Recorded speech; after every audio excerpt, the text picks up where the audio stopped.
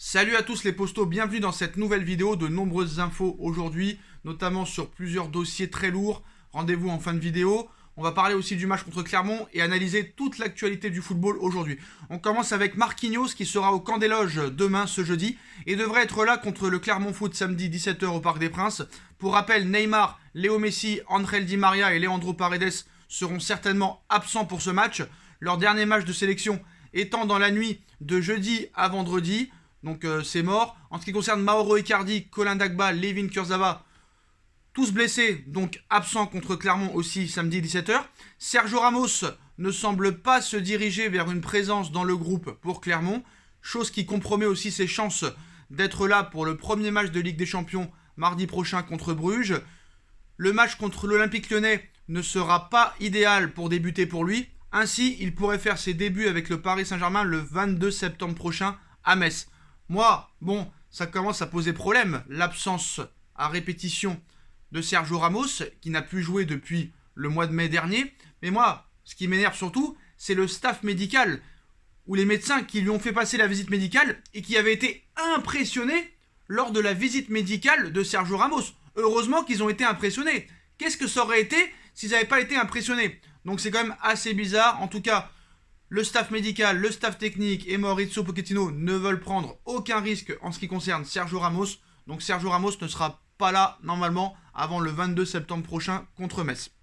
En ce qui concerne Keylor Navas, qui pourrait peut-être être absent samedi contre Clermont vu qu'il joue le 9 avec le Costa Rica, Keylor Navas est le gardien titulaire à l'heure actuelle dans l'esprit de Mauricio Pochettino. De son côté, Gigi Donnarumma veut évidemment jouer, mais il attend sa chance avec sérénité et affiche un état d'esprit très positif. Comme vous le savez, Donnarumma a été recruté surtout pour l'avenir après un Euro exceptionnel, avec une carrière déjà très belle. Un Euro, de gros matchs effectués avec l'AC Milan, plus de 200 matchs en Serie A, mais Keylor Navas, comme vous le savez, est impressionnant depuis quelques années au Paris Saint-Germain. Le début de saison de Keylor Navas n'est pas exceptionnel, même très moyen, mais bon, peut-être que cette confiance donnée à Mauricio Pochettino envers son gardien pourrait peut-être faire revenir le Keylor Navas qui nous a fait tant rêver les 2 dernières saisons et qui a été notamment exceptionnel et qui pour moi est l'un des meilleurs gardiens du monde. On espère qu'il va retrouver vite son niveau Keylor. En ce qui concerne Presnel Kimpembe, Didier Deschamps a parlé sur sa blessure. Presnel Kimpembe a un petit souci au tendon d'Achille, c'est de la fatigue. Il fait partie du peu de joueurs qui ont enchaîné les 3 rencontres. Il a tiré un petit peu sur la corde, donc peut-être aussi que Kimpembe pourrait être absent samedi contre Clermont.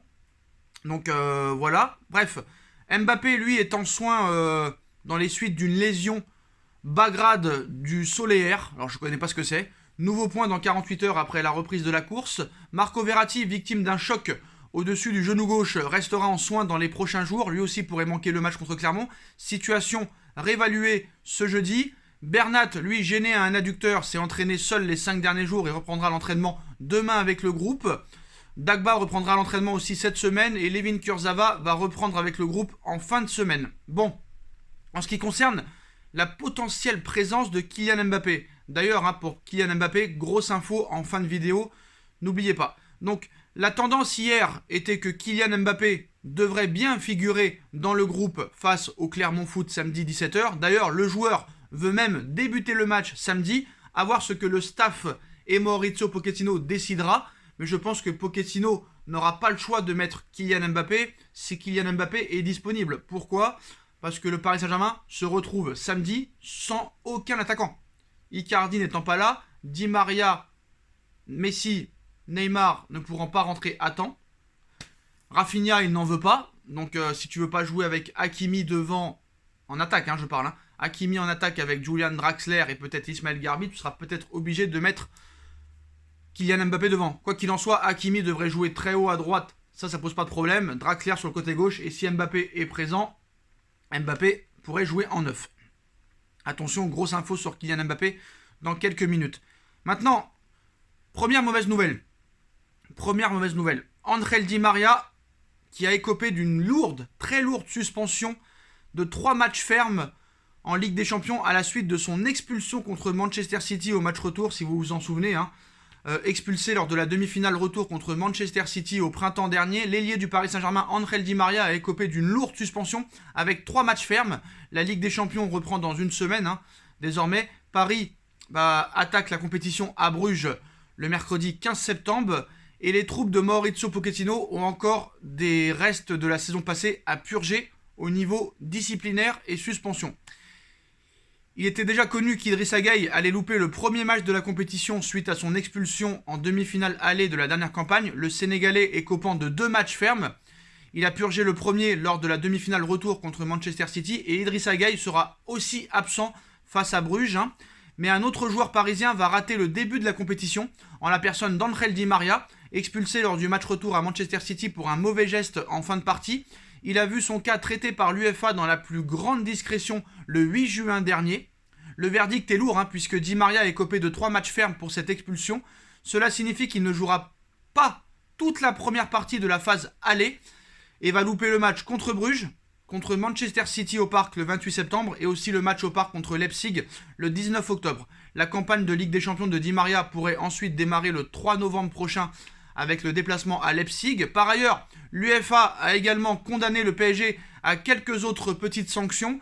16 000 € d'amende pour le comportement incorrect de l'équipe en général, mais aussi 35 000 € pour avoir été responsable du retard d'un des 2 coups d'envoi. C'est tout particulièrement Mauricio Pochettino qui a été visé par la seconde amende, même si c'est bien le club qui va la payer et non Mauricio Pochettino. Le PSG est d'ailleurs un récidiviste en matière d'amende pour des coups d'envoi en retard, puisque tous les entraîneurs depuis Laurent Blanc ont été punis de la sorte au moins une fois. Donc tous ceux qui pensaient que, avec le soutien de Nasser Al-Khelaifi envers l'UEFA et que tout le monde pensait que Nasser suçait des bites à Séphérine et que Paris allait être vraiment favorisé par l'UEFA, on voit bien que c'est de pire en pire. Parce qu'on se rappelle de l'épisode Super League.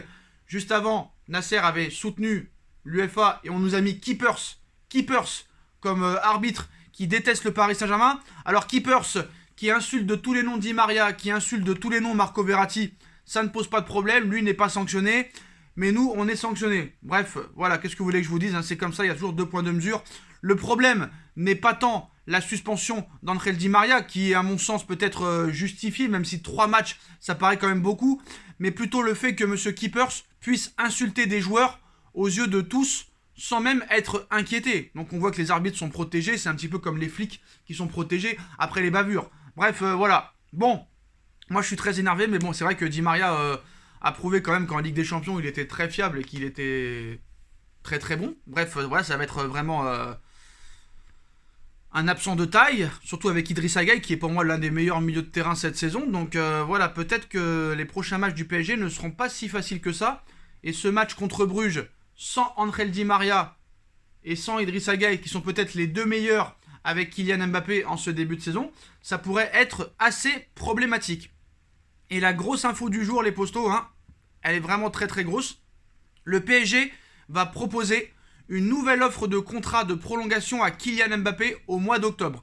Neymar et Messi vont aussi s'engager pour le convaincre à tout prix de rester. C'est une information marquée à les postos. Donc Mbappé va-t-il prolonger jusqu'au Paris Saint-Germain d'ici la fin de la saison? Donc voilà, une nouvelle offre à venir du PSG pour Kylian Mbappé. Ça a été le dossier de la fin de mercato estival, l'avenir de Mbappé après des jours de tractation. Les différentes offres proposées par le Real Madrid n'ont pas convaincu le Paris Saint-Germain, qui a décidé de garder son joueur avec comme mission de le convaincre de prolonger, bien qu'il soit dans sa dernière année de contrat. Marca révèle dans son édition du jour que le Paris Saint-Germain ne va pas baisser les bras pour étendre le contrat de Mbappé et que les différentes stratégies vont être employées pour y arriver. Dès le mois d'octobre, ça va avancer. Paris va augmenter son offre initiale. Dès le mois d'octobre, le club de la capitale proposerait 2 ans de plus aux joueurs, soit un contrat jusqu'en 2024, et augmenterait son offre initiale à 45 millions d'euros net par an. Bon, le quotidien espagnol explique aussi que Neymar et Messi pourraient avoir un rôle important dans cette prolongation en essayant de développer une vraie complicité sur le flanc de l'attaque. Le Brésilien aurait été clair, il se voit jouer encore quelques années avec Mbappé à ses côtés. Plus cocasse, l'influence d'Emmanuel Macron est aussi évoquée pour le convaincre de rester en France. Le président de la République voudrait se servir du joueur rouge et bleu comme modèle pour la jeunesse.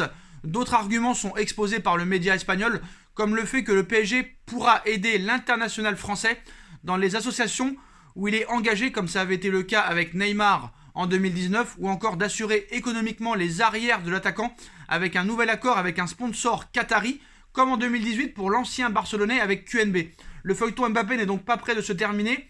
Bon, cette offre irait jusqu'en 2024, avec une possible vente dans un autre club en 2023. Je pense que Mbappé, honnêtement, devrait prolonger jusqu'en 2024. Après, c'est sûr qu'il faudra certaines garanties, mais là, vraiment, le PSG lui offre un pont d'or et la possibilité peut-être de partir dans 2 ou 3 ans, avec un salaire de 45 millions d'euros par an. Emmanuel Macron qui pourrait aussi être dans les discussions, des sponsors qataris qui pourraient aussi l'aider dans ses associations, des grosses commissions, des grosses primes. Voilà, je pense que certes, ça va être compliqué quand même de convaincre Mbappé de prolonger, mais avec un contrat très intéressant comme ça, à courte durée, avec un salaire très conséquent, qui te mettrait devant Neymar et Messi, ça prouverait quand même que tu es le projet de cette équipe. Je pense que Mbappé peut-être pourrait finir par être convaincu de prolonger, et après pourquoi pas de partir après la Coupe du Monde 2022, c'est-à-dire à l'été 2023. Ce serait pas mal. Honnêtement, ce serait pas mal pour toutes les parties. En tout cas, voilà. Surtout que je pense aussi que même si Paris veut garder Mbappé pour le projet, ils veulent aussi, je pense, le prolonger pour une potentielle vente. Parce que voilà, ce sera la dernière prolongation de contrat de Mbappé. Et je pense que là, cette fois, Paris pourrait être tranquille au niveau des ventes. Et si jamais Mbappé venait à faire encore une masterclass d'ici cette saison 2021-2022 et une Coupe du Monde incroyable avec l'équipe de France, sa valeur marchande va monter, va monter, va monter et pourrait peut-être dépasser les 250 millions et peut-être arriver à 300. Ce serait quand même pas mal de vendre Mbappé 300 millions d'euros dans 2 ou 3 ans. Ça serait vraiment très bien. Voilà les postaux, en tout cas c'est les dernières infos du jour. Dites-moi en commentaire ce que vous en pensez. Je compte sur vous pour bombarder la barre de like. On like, on partage, on commente, on s'abonne. On active la petite cloche pour être tenu au courant des vidéos qui vont sortir. Et on me rejoint sur tous mes réseaux sociaux. Et on se retrouve très vite pour une nouvelle vidéo les postos. Tchuss.